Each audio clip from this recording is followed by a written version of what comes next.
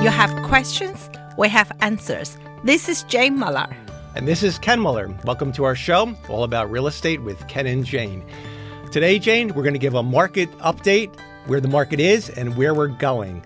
Yep, 6 months now, so it's our half-year update. Right. And the forecast for next 3 months.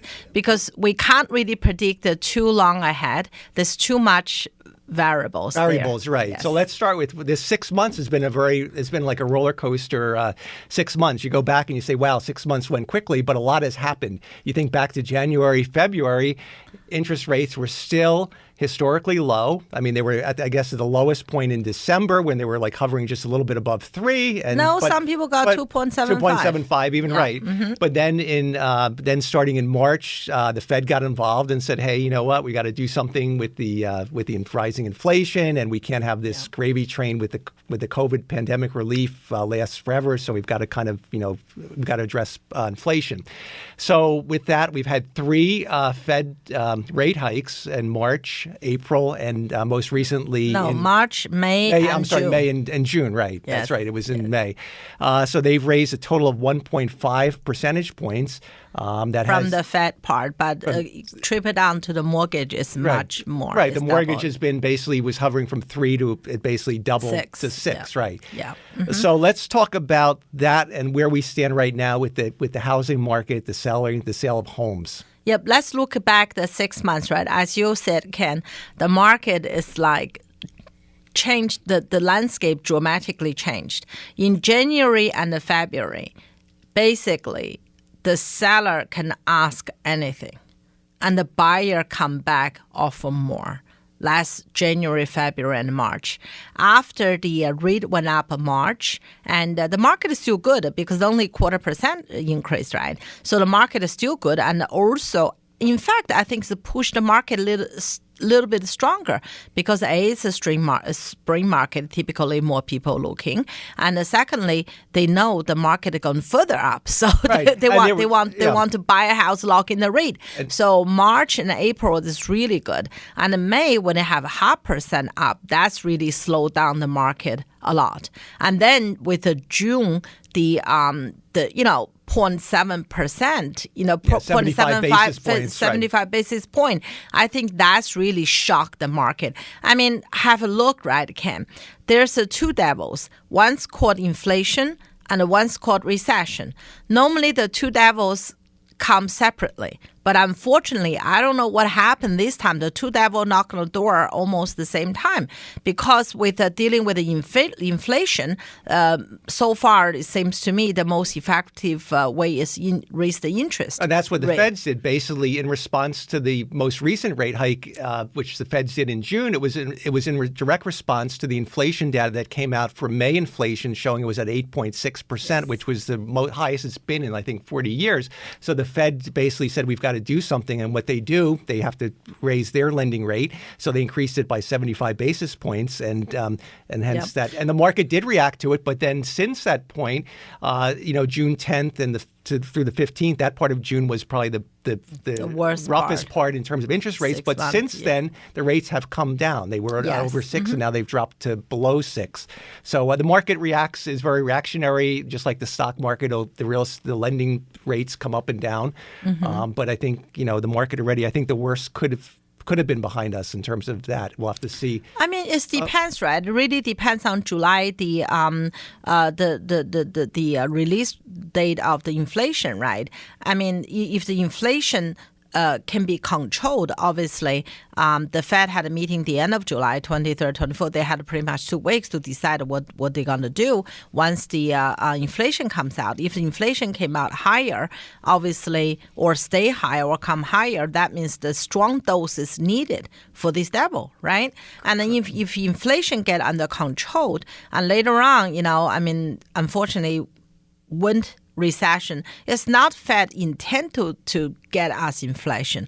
It's just like very simple, right? If somebody gets sick, right, they had a sickness, and then the doctor described the medicine, right? one, but they have other implications, right? So it's hard to you have to deal with the most life-threatening situation. Right. In this point, it's inflation is the biggest problem. So you get that under control. Maybe you have to look at how to get the economy improved, right? And then if you do that, you have to cut the rate. Hopefully, that's just like a cycle. And we've covered this on other shows. I mean, the interest rates have been historically low from December, so they were very, very low at 2.75%. So even now, they're higher than normal, but it's more realistic of what they should be. I think that's what the Fed chairman said. He said you've got to get used to it because everybody got spoiled the last few years due to the pandemic. I mean, the rates were kept purposefully low. The stimulus money was out there. That was the pressing need to help people have relief, provide relief for them, and provide low interest rates to keep the economy afloat. And now that we're coming out of the pandemic, and now, of course, the result of all that liquid money is the inflationary effects. And now the Fed that's the biggest devil they've got to control. Yeah, I mean, we cannot just keep printing money, right? I mean, the real growth is the key, is the economy, right? You can't just keep printing. Last, when I did my college economy class, right, that's printing money created inflation, unfortunately. But at that time, most important is helping relieve the recovery of the pandemic. But now the number one thing is control inflation, and that's just as far as the housing market, what that means for the seller and buyer out there. I think that's our audience very much want to know, right? Last 6 months, right? As I mentioned, January to March, the market is super strong. Any numbers, right? You ask, they give more than you ask. And from April, May, and the market, April is still good. May start showing slowdown, and June definitely after. Even before the interest rate, Fed interest rate, the market will react a couple of weeks before. So the rate already went up. And in fact, as you said, the rate went down. So in June, the first part of June or mid part of the June, the market was very, very slow and very still, because most buyer get shocked, and some buyers no longer qualified because raise interest rate, and some buyer, they even want to buy, but they have to think it twice. So just at that 2 weeks, the market would just got shocked. So since the market came back, realization, when you open the door, you think sky still blue, the sun still shining, and people sort of like recovered from that a little bit, especially the rate went down, below 6 at this point, which is a good news for the real estate market. But it recovered to some point, but then there's a different perspective on the buyers and the sellers in terms of negotiations, in terms of to contract rights. It's no longer, whereas back in January, February, and March, it was totally a seller's market. The buyers would basically, typically you still were having the multiple bid situations, over asking price, buyers waiving the appraisal contingency, limiting the home inspection to maybe major structural issues. Mm-hmm. But now you're in the field, Jane, so you actually as a list agent, you experience the difference in the strategies and what the buyer's wish list is. Their want list is now increasing because they know that the market has become more of a neutral market. It's no longer only a seller's market because it's like the demand supply. When there's less demand, then you're the buyer, the chosen one, you can ask more. But if you've got 10 people behind you, your negotiation and your requests can be limited. Otherwise, the seller will move on. So it's kind of Yeah, I have to agree with you 200%, Ken. Real estate, right? If you look at real estate, in simple term, I think it's just supply and demand. If more home on the market, and then the price will go down. If the more buyers out there, the price go high. Just as you mentioned, right? Last year, a lot of people said, because there was a lack of inventory. We did a show many months ago, last year. That wasn't because the low inventory. In fact, the last year figure showed very clearly, last year total homes sold is more than previous years.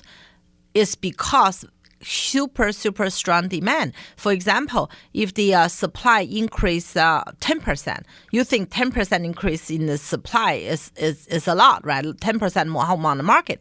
But if the buyer increase 5-10 times that's really create a huge need. So when the house on the market, they'll be taking off very quickly. So you thought, you look at it and say, my God, there's no house on the market. It's not there's no house. It's a house on the market, off the market very quickly. So that wasn't truly the supply issue compared with the previous years. That's only supply issue compared with the today's buyer demand. And you can look at it this way, too. In previous years, the demand was maybe 40, 50 fold. It didn't keep up. The inventory might have increased 10%. Now the demand is still exceeding the supply. It may not be 40 times or 50 times. It may have dropped down to a 20-fold effect. But still, the net result is that the demand exceeds the supply. So therefore, the housing prices have stabilized. And different economists and different bureaus are basically it's arguable what the effect of the housing prices will be in the next 6 months. That remains to TBD, to be determined, because they may stabilize. It may not necessarily go down, or but it may not go up. So it's really going to depend on how the market reacts, how the buyer market conditions. Ken, I wish I had a job as a weather forecaster or economist forecaster, because regardless they get it right or wrong, they get paid, right? Especially weathermen. If they said the storm and we didn't say, wow, you get it wrong. Everybody say, oh, thank God there's no storm. Yeah. So, the economics forecast the same thing. But unfortunately, whatever we see is a lot of different elements to create the reality, right? Who would have thought after the pandemic and housing market went up? You would think after pandemic we would have gone into a recession. Yes, and there would have been exactly. Right. So a lot of time, right? It's really, but what happened? What are we gonna do? Is most important. What happened is only, in my opinion, 10%. What are we going to do about it, adjust ourselves to overcome it, is a 90% factor. So in that case, right, the market today, looking forward, next 3 months, I think the market could be a little slower, not because of anything. It's just a seasonal adjusting, because July, August, people may want a vacation, people may take a break, and, plus in July, this month, probably the interest may go up, depends on inflation. There's a lot of things up in the air for this month. Right. So to be tuned this month. All right. We'll continue right after this. We're going to take a short break, and we'll be right back after these messages. Okay, welcome back to our show. So we're discussing the market update and looking ahead to the future. The future. Nobody knows for sure what's going to happen. So let's look at it in perspective now. We're halfway through the year.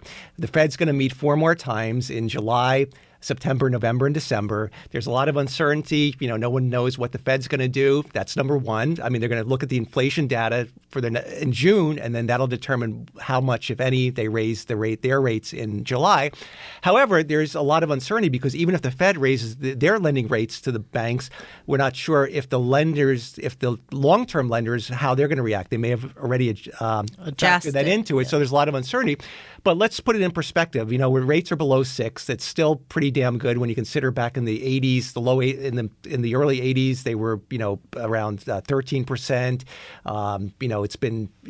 Or rather 18%. So it's been below 6% is still very good. It's just that the expectation, a lot of the people that were in the 2.75, the younger generation crowd, they have the expectation of the 2.75, and they look at below 6 and saying, that's almost it's more than double. That's no good. But if you look at the long term, over 30, 40 years, these rates below 6 are really not bad. You know what, Ken? I always think differently That's from true. most of the people, right. As you know, right? So, I think this way, right? If anything happen in life, there's 2 parts. The part one is I cannot control. I cannot control this pandemic. I cannot control what happened is going to rain tomorrow, right? I cannot control is they going to peace or they're going to have a war. I cannot control. I only look at it in my ability, what I can do. In today's market, especially for the next 3 months, these months, July, August, September, right? What I can do as a real estate agent professional, how can I, recommend to our client, right? For the seller, once again, we have to have a reality check, okay? The 50 group of people come to open house, that's the past. We have to adjust our expectation. And it used to be, one day I had an open house, right? We had 45 groups. That's almost 200 people. Remember, I have to call you to bring the shoe covers because we ran out. So that's no longer there. So we have to press the house pretty much based on today's market, take the consideration of today's mortgage rate. Which is, again, back to normal because, again, the pandemic era of 2020, of the summer of 2020, 2021, up, those 2 years was a really unrealistic. I mean, we're now going back to normal. We might have like 8 to 10 to 12 visitors to an open house. I mean, used to be 5 or 6. 5 or 6. I mean, 3 years ago, Ken, right? 3-4 years ago, if we have an open house, if we have 4 groups came, let's call it somewhat okay. This was successful. Yeah. If I have 8 or 10 groups, that's like a non-stop court, right? That's, oh my God, it's so busy. But this is just like the last 2-3 years has become really unusual, at least in my career, And here's another question that you often get, I think, from sellers. They're saying, well, gee, I missed the opportunity now. Now my house has gone down. I'm losing money. But in reality, they're still making money. They're just not at the peak. It's just like when you sell a stock, there's always going to be a time where you say, oh, darn, I wish I had held it, or I wish I had held it another 2 weeks. It went up. But it's very rare. It's very unusual. You're going to catch the wave all the time, and so that's the case.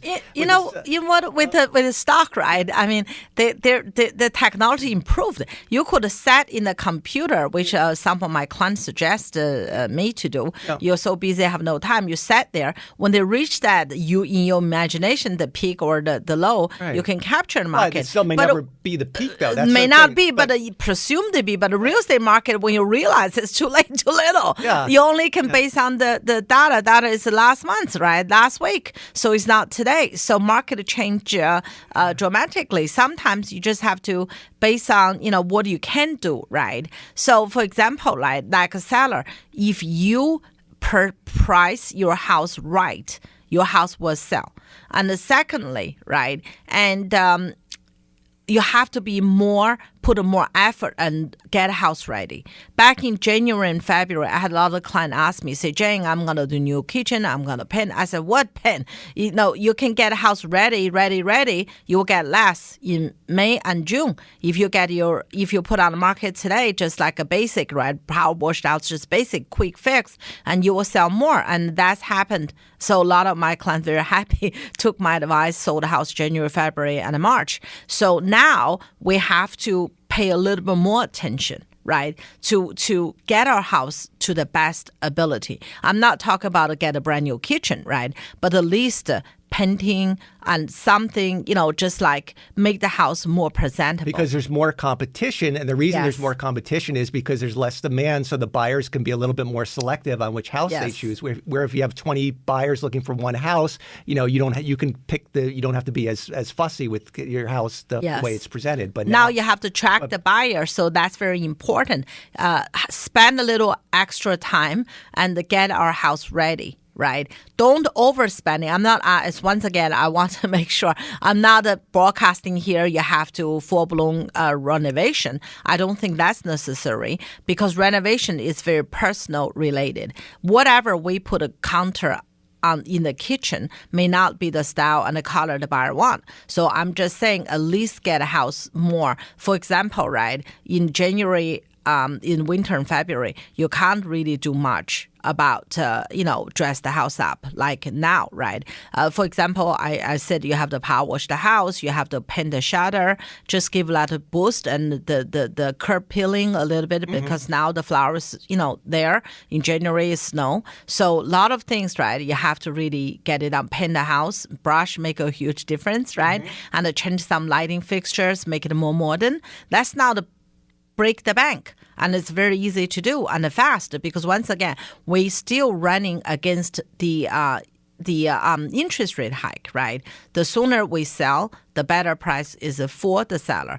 But on the buyer side, if they pay today's rate, I mean, the interest is still lower compared with it in the future, going higher. So that's all going to even out because buyers driven by the monthly payment rather than by the interest rate or the housing price because Right. they care about the monthly payment. So let's talk about that from the buyer's perspective with the interest rates hike. Basically, I think it's analogous to basically with doubling the interest rate from about 3 to like under 6. The buyer pool, the borrowing power has gone down about over $100,000 in what Yes. they can borrow. So in other words, your buyers, their class of home, their bracket of the homes they're searching for, instead of if a buyer was typically back in January, December could buy a $700,000 home, now they might be looking at below a $600,000 home, just because if they're assuming that everything is apples to apples, they're going to borrow the same amount. Yeah. So from the buyer perspective, I think there's 3 type of buyers. I could be wrong here. This is only my personal opinion here.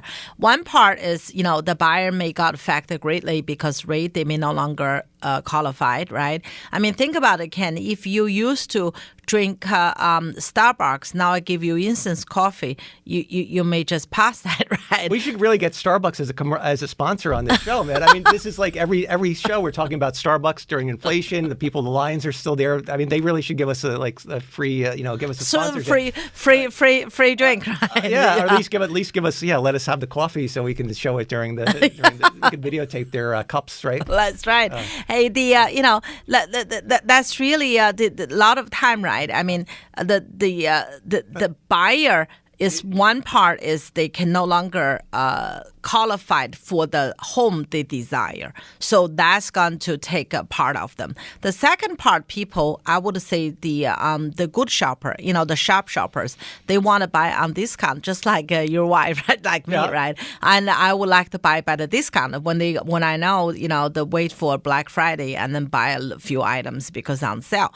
The third one I call is a core buyers. They have to buy because they have a school, the kids in the school age, or the job transfer, or the recent 2-3 years, the family is they have to move closer to parents, or vice versa. Yeah. So in that case, they have to buy. These kind of people, for the seller, have to focus on because the people no longer qualified. They no longer qualified. For no longer qualified people, they may go lower bracket, or they may wait for the price drop a little bit.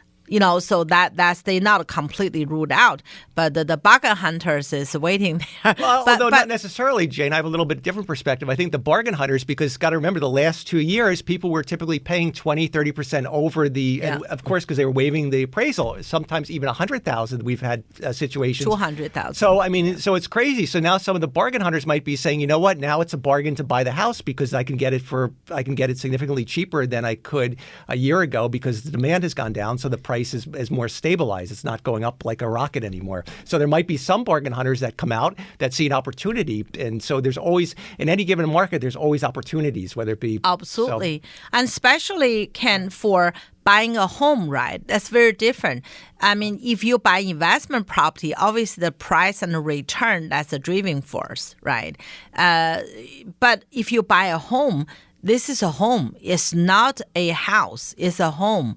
So they give you a lot of emotional and family value there. So if you love a place, you're going to buy it. Regardless, you're going to buy it. I mean, I have a friend that give me advice, say, if you want to buy anything, right, luxury goods, right, do you love it or do you need it? If you need it, you could substitute. If you love it, buy it. The home is one of them. It's not luxury goods, but it's emotion so much you relate to your family. If you love it, you can afford it, buy it. Right. That's my advice. Because you spend so much time in your home, probably the most time between sleeping and eating and with all your family and all the events you have. A lot of memories too, right, Ken. That's your life. It's an emotional, right? Yeah, for me, my home is my safe harbor. For me, my home is somewhere, I mean, I can rest, I can have fun, I can be myself, I can cry, I can grow.